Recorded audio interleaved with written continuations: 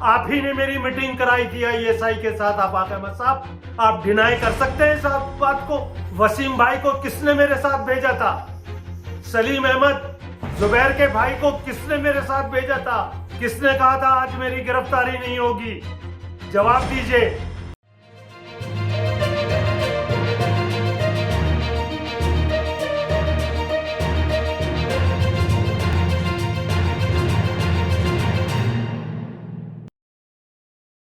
बिस्मिल्लाहिर्रहमानिर्रहीम। शुरू उस रब्बे जलील के नाम से जो मेरा और आपका पालने वाला है।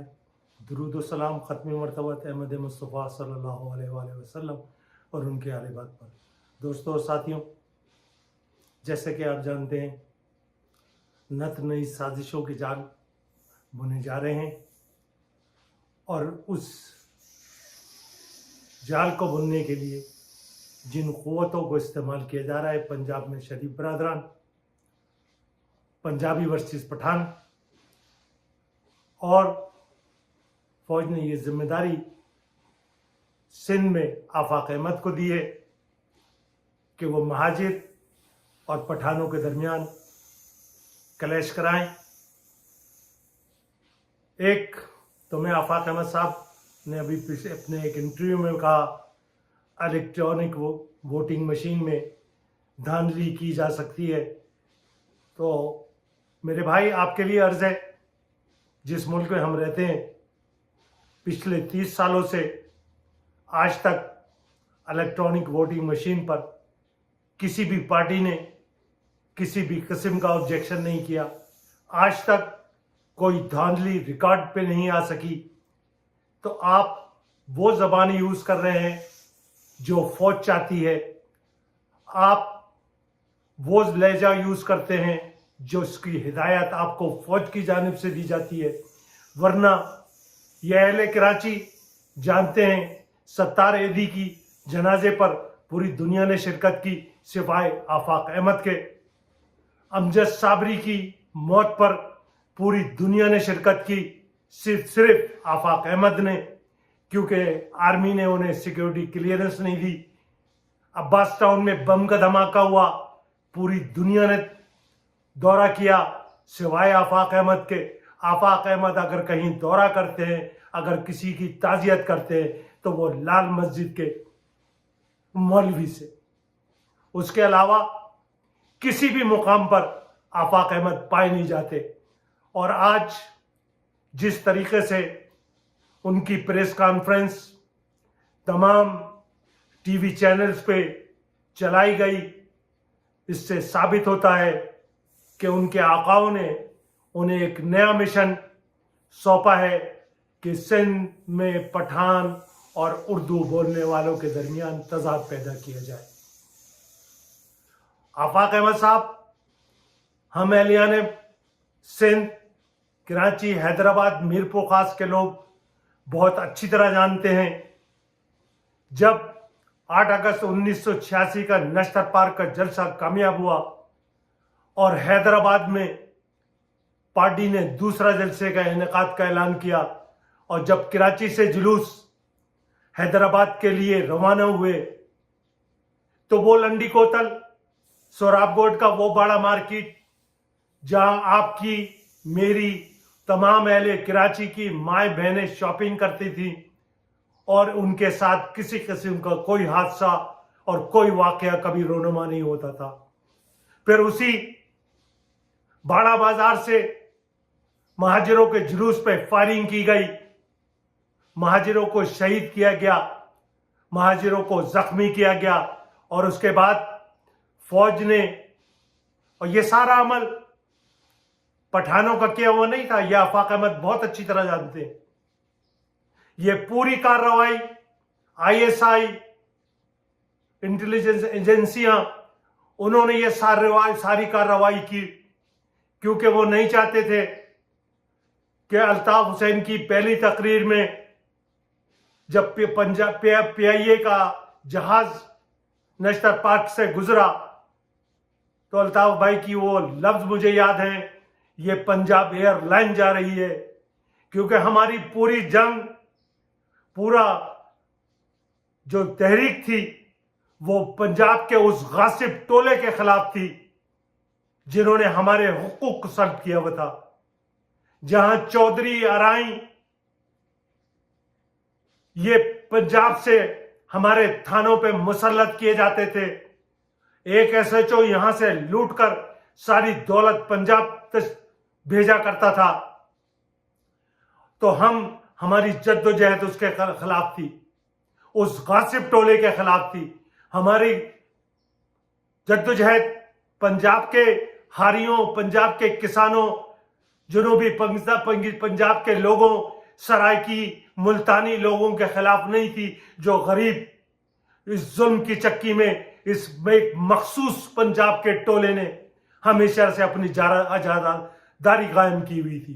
तो वो पूरी सोरावघाट की तरह कार्रवाई आर्मी आईएसआई मुनव्विस थी, उन्होंने की, और उसके जवाब में उन्हीं के कारिंदों ने 25-25, 30-30 साल से बैठे हुए पठान के चाय के चैनक, जहां हम शौक और ज़ौक से चाय पीने जाया करते थे, उनको जलाया गया। वो मोची जो हमारे जूते सिया करता था, उसके ठिये को जलाया गया। ये किसी का जिम्मेदार ना उर्दू बोलने वाला था, ना पश्तो था। इसके जिम्मेदार इस मुल्क की आर्मी थी, इस मुल्क की फौज थी।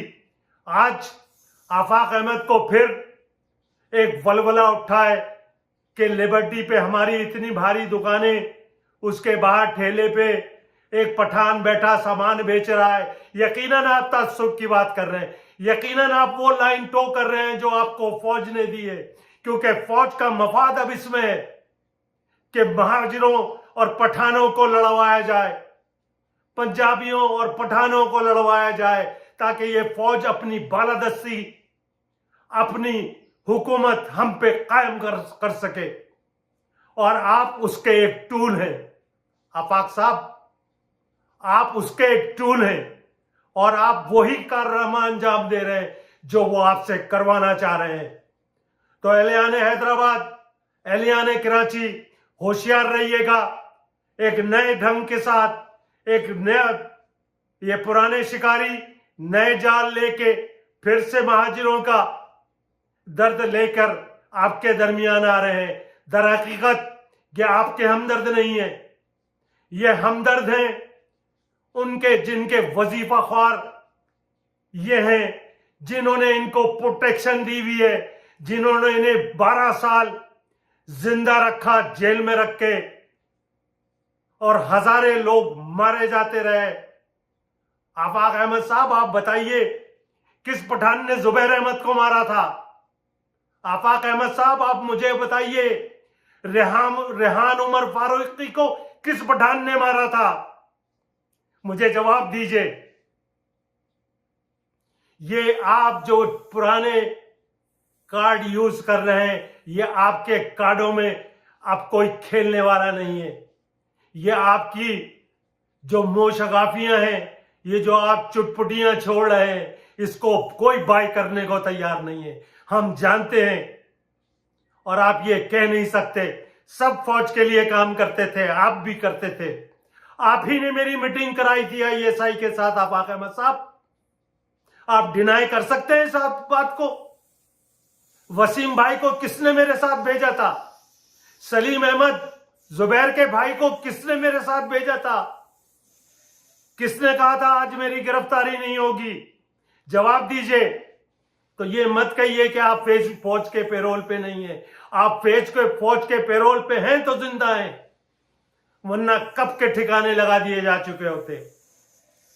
आमिर भाई भी फौज की पेरोल पे हैं, आप भी फौज के पेरोल पे हैं, फारूक सत्तार भी फौज के पेरोल पे हैं, बड़े साहब भी लेफ्टिनेंट जनरल नसीर अख्तर को रिपोर्ट किया करते थे, सब फौज के पेरोल पे थे।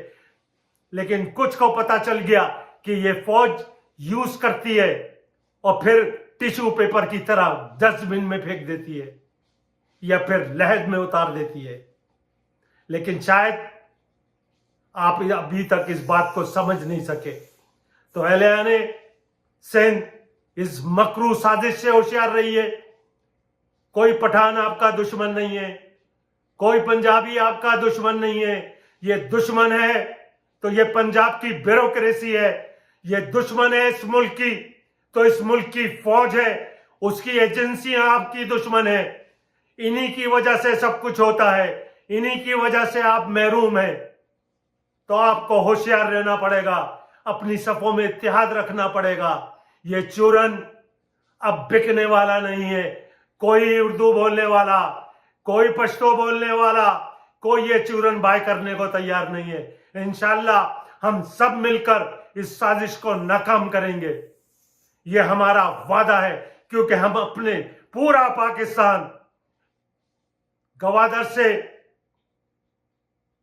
खैबर तक और कराची से पंजाब तक, हर जी शऊर आदमी, हर बाशऊर आदमी जानता है इस मुल्क की दुश्मन पंजाब ब्यूरोक्रेसी, ये क्रिमिनल चोर सियासतदान टोला और इन सब के बॉस, इन सब के आका फौजी जर्नल हैं। ये हमारे दुश्मन हैं, ये इस मुल्क के गद्दार हैं। हमारी जंग इनसे है और इन पंजाबी ब्यूरोक्रेसी में बैठा रहने वाले काजी फाइजी सा जैसे जज, आमिर फारूक जैसे जज, सिकंदर सुल्तान राजा जैसे कंजर, आसिम मुनीर, नवीद अंजुम, फैसल नसीर, राशिद गंजा, बाबर इफ्तिखार चुड़ा, ये हमारे कातिल हैं, ये हमारे दुश्मन हैं, ये इस मुल्क के दुश्मन हैं।